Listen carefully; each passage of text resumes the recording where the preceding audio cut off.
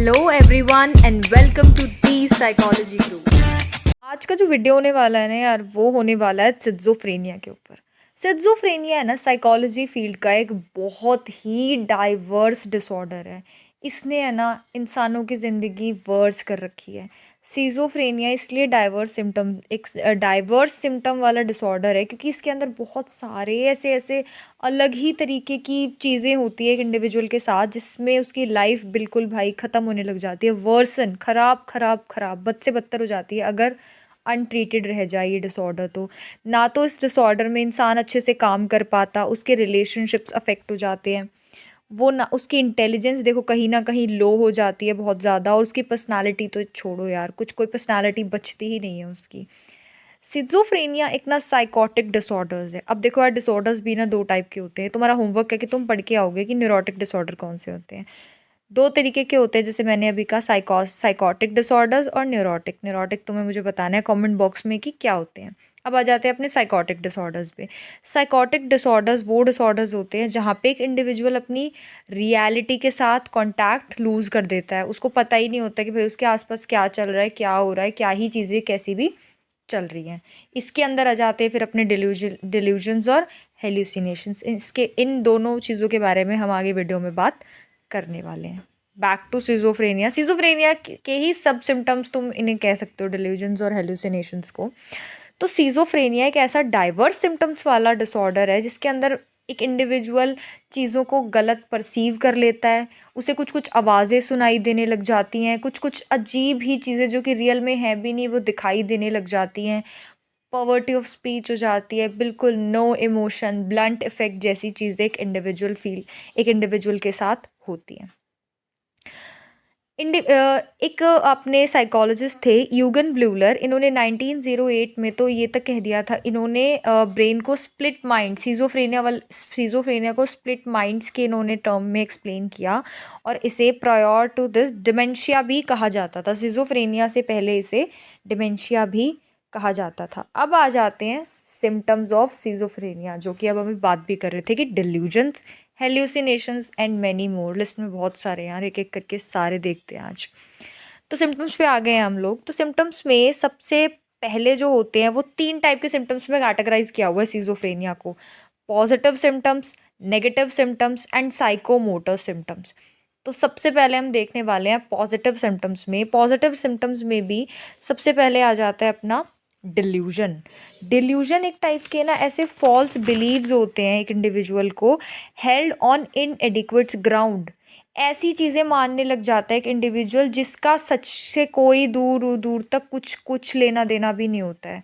वो ऐसी चीज़ें अपने माइंड में उसका थॉट प्रोसेस ऐसा हो जाता है, ऐसा बिलीव हो जाता है कि कितना ही उस इंसान को दिखा दो भाई कि भाई ऐसा सच में कुछ भी नहीं है, तब भी वो उन्हीं चीज़ों को बिलीव मानता रहता है इनएडिक्वेट ग्राउंड्स के ऊपर। कितने भी उसे एविडेंसेस ला के दे दो कि रियल में ऐसा कुछ भी नहीं है, लेकिन वो इंडिविजुअल नहीं मानता और अपने बिलीव सिस्टम्स के ऊपर ही खड़ा रहेगा। जैसे कि अगर मैं आपको बताऊं, देखा होगा आपने अपनी सोसाइटी में ऐसे लोग जनरली आपको मिल जाएंगे जो ऐसे कहते होंगे, भाई मुझे ऐसा लग रहा है कि कोई मुझे स्पाई कर रहा है, कोई मेरे खिलाफ ना षड्यंत्र रख रहा है, कोई मुझे फॉलो कर रहा है। ये इस टाइप के जो लोग होते हैं ना, जिनकी लिमिट से थोड़ा सा ज़्यादा ही इस तरीके की एक्टिविटीज़ अगर एक इंडिविजुअल शो करता है, तो भाई देखो यार, उसको सीधी सी बात है, डिल्यूजन है। डिल्यूजन के भी अपना बहुत सारे टाइप्स होते हैं। पहला होता है परसिक्यूटरी डिल्यूजन, या जिसे आप डिल्यूजन ऑफ परसिक्यूशन भी बोल सकते हैं। इसके अंदर ही यही इंडिविजुअल को फील होता है कि भाई उसको कोई स्पाई कर रहा है, कोई उसके खिलाफ कॉन्स्पिरेसी कर रहा है, कोई उसे लगातार देख रहा है और कोई षड्यंत्र टाइप रच रहा है उसके आगे। फिर आ जाता है आपका डिल्यूजन ऑफ रेफरेंस। इसके अंदर एक इंडिविजुअल को ये लगने लग जाता है कि भाई हर कुछ भी इस धरती पे हो रहा है, भाई वो मेरी वजह से हो रहा है, उसने सोचा इसलिए वो चीज़ हो रही है। फॉर एग्जांपल, अगर आप कहो कि 26/11 का टेररिस्ट अटैक हुआ था ना, वो इसलिए हुआ था क्योंकि वो मेरे रात को सपने में आया था। विराट कोहली ने आज ऐसे सेंचुरी बनाई क्योंकि विराट कोहली को मैंने रात को फ़ोन, ऐसे मेरे को सपना आया कि मैंने उसको फ़ोन करके कहा कि मारनी है सेंचुरी, तो विराट कोहली ने मार ली। तो उसको ऐसा लगता है हर चीज़ उसके रेफरेंस से हो रही है। फिर आ जाता है delusion of grandiosity. Delusion of grandiosity के अंदर एक इंडिविजुअल ना हाई टॉक्स करने लग जाता है, उसको इतना पावरफुल फील होता है, वो इतना ऐसा सोचता है कि मेरे पास इतनी नॉलेज है कि फॉर एग्जांपल वो कहने लग जाता है, भाई मैं तो मोदी जी से मिला हुआ हूँ, मोदी जी रोज़ मेरे से चाय पे मिलने आते हैं, मैं तो सलमान खान को जानता हूँ, या मैं तो सलमान खान के साथ, सलमान खान मेरा बेस्ट फ्रेंड है। इस तरीके की जो बातें होती है ना, हाई टॉक्स करनी, मैं तो सब कुछ कर लूँगा, आग लगा दूँगा, ये कर दूँगा, वो कर दूँगा, इस तरीके के लोगों को डिल्यूजन ऑफ ग्रैंडियोसिटी होता है। फिर आता है आपका delusion of being controlled. Delusion of being controlled के अंदर पेशेंट को लगता है कि भाई मेरे माइंड में जो भी थॉट चल रहे हैं, मैं जो भी कुछ कर रहा हूँ भाई, वो सब क्या हो रहा है, वो सब मुझे किसी ने बताया है, कोई मुझे कह रहा है, किसी ने वो जो थॉट्स है वो मेरे माइंड में डाल दिए हैं कि भाई ये कर, ऐसे कर, ऐसे कर। तो यानी कि मैं कंट्रोल हो रहा हूँ किसी एक्सटर्नल फोर्स से, बाहर से कोई चीज़ ऐसी हो रही है जो कि मुझसे ये सब चीज़ें करा रही है।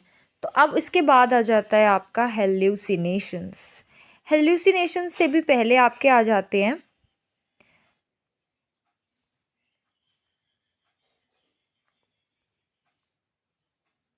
Formal thought operation disorders. ये भी पॉजिटिव सिम्टम्स का ही पार्ट है।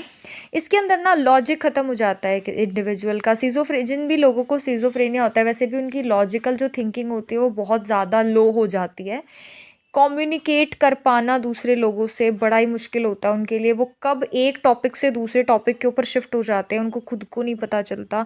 उनके लिए वर्ड्स फॉर्म करना, सेंटेंसेस बनाना ही बहुत ज़्यादा टफ होता है। उनका एक थॉट ही दूसरे थॉट पे चला जाता है, फटाफट शिफ्टिंग ऑफ थॉट्स जो है वो होता रहता है।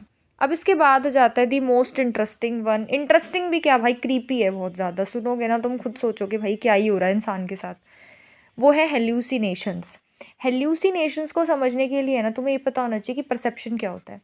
परसेप्शन होना मीन्स कि आप अपनी सेंसेस के थ्रू इन्वायरमेंट से इंफॉर्मेशन ले रहे हो। फॉर एग्जाम्पल, आपने अपनी सेंसेस, यानी कि आपने फॉर एग्जांपल अपनी आई से ये देखा, अपनी आंखों से देखा कि सामने एक पेड़ है, जिसमें पेड़ यानी कि बहुत सारी इन्फॉर्मेशन लिया आपने, आपके ब्रेन को इन्फॉर्मेशन दी कि पत्ते हैं, हरे कलर का है, उसकी ब्रांचेस हैं ऐसे, उसकी क्या बोलते हैं, उसकी ब्रांच है पूरी ऐसी ब्राउन कलर की। तो ये आपने इन्फॉर्मेशन अपने ब्रेन को दे दी, यानी कि आपने अपने सेंसेस से परसीव किया कि यहाँ पे एक ट्री है। अब तो ये था रियल में कि बाहर एक ट्री था, तो आपने अपने अपने आप को एक्सटर्नल अपने अपने आप को बाहर से इंफॉर्मेशन दी अपने ब्रेन से, अपनी सेंसेस के थ्रू। लेकिन हेल्यूसिनेशन के अंदर तो एक अलग ही लेवल की क्रिपीनेस होती है। वो क्या है कि कुछ भी आपके बाहर जो है कोई भी स्टिमुलस प्रेजेंट नहीं होता, फिर भी आपका ब्रेन आपको ऐसे इंफॉर्मेशन दे रहा है या परसीव करवा रहा है कि बाहर तो कुछ है, यहाँ तो भाई सांप है। या फिर वो आपके ब्रेन को ये कह रहा होता है कि भाई यहाँ तो देख कीड़े हैं, या भाई तुझे तो आवाज़ आ रही है। आप अपनी सेंसेस के थ्रू फॉल्स परसेप्शन करते हैं, आप अपनी सेंसरी एक्सपीरियंसेस करते हैं without any external stimulus. Stimulus तो कोई होता ही नहीं है। फॉर आप इसको एक एग्जांपल के थ्रू बताया जाए तो बिल्कुल ऐसे कि सामने पेड़ तो है ही नहीं, फिर भी आपका ब्रेन आपको कह रहा है भाई पेड़ तो है। तो ये होते हैं हेल्यूसिनेशंस। हेल्यूसिनेशंस भी ना भाई अब कई टाइप के हो जाते हैं। जैसे कि आ जाता है आपका सबसे पहला और सबसे कॉमन, लोगों को आम तौर पे यही होता है, ऑडिटरी हेल्यूसिनेशंस। ऑडिटरी हेल्यूसिनेशंस के अंदर पेशेंट आपसे कहेगा कि मुझे है ना ऐसी आवाज़ें आती है कानों में कि भाई इसको मार दे, इसको इस ये तू कुछ नहीं कर सकता, तू तो फट्टू है, तेरे से तो कुछ होगा ही नहीं। इस टाइप की जो साउंड्स आती है ना, वो जनरली ऑडिटरी हेल्यूसिनेशन नेगेटिव होती हैं। तो ये कि तू इसको मार दे, ये तो तेरे खिलाफ है, ये तो तेरा दुश्मन है, इस तरीके की जो क्लाइंट या पेशेंट जो होता है वो इन चीज़ों की कंप्लेन करता है जब उसे ऑडिटरी हेल्यूसिनेशंस होते हैं। फिर आ जाता है गस्टेटरी हेल्यूसिनेशंस। गस्टेटरी हेल्यूसिनेशंस होते हैं फॉल्स परसेप्शन ऑफ टेस्ट। एक इंडिविजुअल को ये लगने लग जाता है कि जब भी वो कुछ खा रहा है तो उसका टेस्ट कुछ और ही आ रहा है उसको। वो कह रहा है कि मुझे तो चॉकलेट, मुझे तो अलग एकदम से कुछ मीठा खा रहा है तो कह रहे तो बहुत तीखा है। इस तरीके की जो फॉल्स परसेप्शन हो जाती है टेस्ट में। Then comes the olfactory hallucination, false perception of smell. मान लो वो एक नॉर्मल रूम में भी बैठा है एक इंडिविजुअल और वो कहने लग जाता है कि मुझे तो बहुत गंदे कचरे की बदबू आ रही है, और इस तरीके की जो भी चीज़ें होती है वो होती है ऑल्फैक्टरी हेल्यूसिनेशन के अंदर। Then comes the visual hallucination. सबसे ज़्यादा अजीब सा जो हेल्यूसिनेशन है शायद मैं कहूँगी यही है। इसके अंदर आपको वो चीज़ें दिख रही होती हैं जो सच में प्रेजेंट हैं ही नहीं। फॉर एग्जाम्पल, मैं एक अकेले रूम में बैठी हूँ और मैं आपको कोई एकदम से एंटर करता है और मैं उस दोस्त को बताती हूँ देखो कोई नहीं है उस रूम में, लेकिन फिर भी मैं कह रही हूँ अरे देखो तू मिली मेरी बेस्ट फ्रेंड से, वहाँ कोई प्रेजेंट नहीं होता और वो इंडिविजुअल को कोई भी एक इंडिविजुअल दिखता रहता है ऐसे। उसे कोई भी चीज़ परसीव होती रहती है ऐसे, जो कि रियल में प्रेजेंट है ही नहीं। Then comes the tactile hallucination, false sensation of touch. उसको ये लगेगा कि उसकी बॉडी के ऊपर कुछ स्क्रॉल कर रहा है या जल रहा है कुछ, इस तरीके की फॉल्स परसेप्शन हो जाएगी। Now comes the negative symptoms. Negative symptoms के है ना, बिल्कुल ये लगा लो कि सब कुछ कम कम कम, यानी कि नेगेटिव हो जाना, बिल्कुल पॉवर्टी ऑफ स्पीच हो जाती है, एलॉगिया हो जाता है, बिल्कुल एक इंडिविजुअल बिल्कुल कम हो जाती है उसका बोलना, वो उसको सेंटे कुछ समझ ही नहीं आ रहा होता है कि क्या बोलना है, किस तरह बोलूँ, तो रिडक्शन इन स्पीच हो जाती है उसको। Then comes the blunt effect. Schizophrenia की पेशेंट्स देखोगे तो बिल्कुल भी रिएक्शन इतना लो देते हैं, बिल्कुल ना कोई शो करना एंग्रीनेस, कोई सैडनेस शो नहीं करना, कोई फीलिंग को एक्सप्रेस बहुत ही मतलब बहुत ही कम, उसको तो हम बोल देंगे ब्लंटेड इफेक्ट। और जब नो इमोशन, बिल्कुल खाली एकदम, तो हम उसको बोल देंगे फ्लैट इफेक्ट। पेशेंट्स में सिजोफ्रेनिया को एवॉल्यूशन भी होता है, जिसके अंदर इनएबिलिटी टू कंप्लीट स्टार्ट और complete a course of action. इसके अंदर एक इंडिविजुअल, भाई मान लो उसको सुबह उठ के तैयार होके अपने वर्क प्लेस पे जाना है, वो कोर्स ऑफ एक्शन भी एक इंडिविजुअल नहीं कर पाएगा सिजोफ्रेनिया का पेशेंट। सोशल विड्रॉल हो जाता है। अब आप खुद देखो यार, इतने सारे अजीब अजीब सी चीज़ें एक इंडिविजुअल के साथ हो रही होंगी, तो कैसे मतलब कैसे लोगों के साथ डील करेगा भाई, रिलेशनशिप्स तो बन नहीं रहे हैं, इंटेलिजेंस वैसे ही नहीं काम कर रही है आपकी, तो it is very difficult to deal with people socially. तो ये सब थे हमारे नेगेटिव सिम्टम्स। अब आ जाते हैं साइकोमोटर सिम्टम्स। साइकोमोटर सिम्टम्स के अंदर इनकी आपकी मोटर एक्टिविटी जो हैं वो बिल्कुल वियर्ड हो जाती हैं, काफ़ी ज़्यादा अजीब हो जाती हैं। कैटाटोनिया कैटाटोनिया बताया गया है, people in a catatonic stupor remains motionless and silent for long stretches of hours. बिल्कुल साइलेंट, कोई मूवमेंट नहीं बॉडी में, और वो कई कई घंटों तक ऐसे ही बैठे रहते हैं। इस तरीके का वियर्ड बिहेवियर सिजोफ्रेनिया के पेशेंट्स जो हैं वो दिखाते हैं। कैटाटोनिया रिजिडिटी, की अपराइट एक पोजीशन लेके वो घंटों घंटों गैन बैठे रहते हैं। And same in catatonia posturing के एक बिजारे सा, बहुत ही वियर्ड सा पोजीशन लेके बैठ जाते हैं घंटों घंटों तक। तो सिजोफ्रेनिया यार बहुत ही ज़्यादा ही, मैंने जैसे स्टार्टिंग में कहा था कि बहुत ही ज़्यादा वियर्ड या बहुत ही ज़्यादा प्रॉब्लमैटिक आपकी अच्छी हंसती खेलती लाइफ को ख़राब कर सकता है सिजोफ्रेनिया। तो अब पता तो चल गया कि क्या क्या होता है भाई सिजोफ्रेनिया में भी। ये देख लेते हैं हो कैसे जाता है सिजोफ्रेनिया। वैसे तो अगर मैं आपको बताऊँ ना, तो सिजोफ्रेनिया का आज तक कोई ऐसा डेफिनेट कि हाँ जिसको बोल सकते हैं कि ऐसा पक्का कॉज नहीं है, फिर भी साइकोलॉजिस्ट ने अपनी तरफ से दिए हैं। तो उसमें सबसे पहला है जेनेटिक कॉज। सिजोफ्रेनिया है ना यार, देखो फैमिलीज़ में रन करता है। अगर आपकी फैमिली में किसी को है तो बहुत ज़्यादा हायर चांस हो जाते हैं कि वो आप एक चांसेस बढ़ जाते हैं कि एक इंडिविजुअल को सिजोफ्रेनिया हो जाए।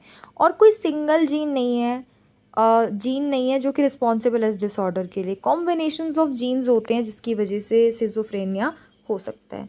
Then comes the brain chemical imbalances. हमारे ब्रेन में है ना यार, देखो बहुत सारे न्यूरोट्रांसमीटर्स काम करते हैं, ब्रेन से सिग्नल्स लेते हैं, और बॉडी को फंक्शन कराने में जो न्यूरोट्रांसमीटर्स होता है उनका बहुत ज़्यादा रोल होता है। डोपामीन एंड सेरोटोनिन जो हैं यहाँ पे बहुत इंपॉर्टेंट रोल प्ले करते हैं, और जब इन दोनों का ही इम्बैलेंस हो जाता है तो यार देखो तब पंगा हो जाता है और फिर सिजोफ्रेनिया हो जाता है। Then comes the environmental factors. देखो यार, अगर किसी को सिजोफ्रेनिया होने के चांसेस हैं और वो उसको इन्वायरमेंट भी फिर ऐसा ही मिल गया, फॉर एग्जांपल बहुत ज़्यादा ऐसे इन्वायरमेंट में रह रहा है एक बच्चा जो बहुत ही सोशल प्रेशर है, जहाँ पे सेक्सुअल अब्यूज़ है, जहाँ कोई प्यार नहीं है, माल न्यूट्रिशन है, तो बहुत ज़्यादा चांसेस बढ़ जाते हैं एक इंडिविजुअल के कि उसको सिजोफ्रेनिया हो सकता है। अब देखो यार, DSM-5 के अकॉर्डिंग ना, आप किसे कहोगे कि सिजोफ्रेनिया इसको है, आप किसे मानोगे, वो होते हैं हमारे डायग्नोस्टिक क्राइटेरिया से पता चलता है। तो ये अगर आप अपने आंसर्स में भी मेंशन करोगे आप, तो आंसर की वैल्यू बढ़ जाती है और एग्जामिनर को पता चलता है कि भाई तुम पढ़ के आए हो। तो सबसे पहला जो डायग्नोस्टिक क्राइटेरिया है कि एटलीस्ट इन सब में से जो कि अब बता रहे हैं, delusion, hallucination, disorganise speech, grossly disorganised और कैटाटोनिया बिहेवियर या नेगेटिव सिम्टम्स में से एटलीस्ट दो जो ये दो सिम्टम्स हैं वो एटलीस्ट पेशेंट के अंदर होने चाहिए, तब सिजोफ्रेनिया माना जाएगा। सोशल ऑक्यूपेशनल डिसफंक्शन, कि एक इंडिविजुअल है वो ना तो अपनी सोशल लाइफ को ना अपनी काम वाली लाइफ को अपने ऑक्यूपेशन को अच्छे से कर पा रहा है। ड्यूरेशन, कंटिन्यूस जो ये डिस्टर्बेंस है, ये सिम्टम्स हैं 6 मंथ्स तक एटलीस्ट होने चाहिए ताकि वो कंसिडर हो जाएं। तो यार दैट्स फॉर टुडे। आज का वीडियो अगर आप लोगों को अच्छा लगा हो तो लाइक शेयर और यार सब्सक्राइब ज़रूर कर देना। अगर आप लोग चाहते हो कि कोई और आपके चॉइस के टॉपिक के ऊपर वीडियो बनाई जाए तो please do mention them in the comment box. कोई भी डाउट है आपको तो आप इंस्टाग्राम पे भी मैसेज कर सकते हैं। दी साइकोलॉजी क्रू नाम का पेज है, फॉलो कर दीजिए। कोई भी डाउट हो do share. Thank you so much.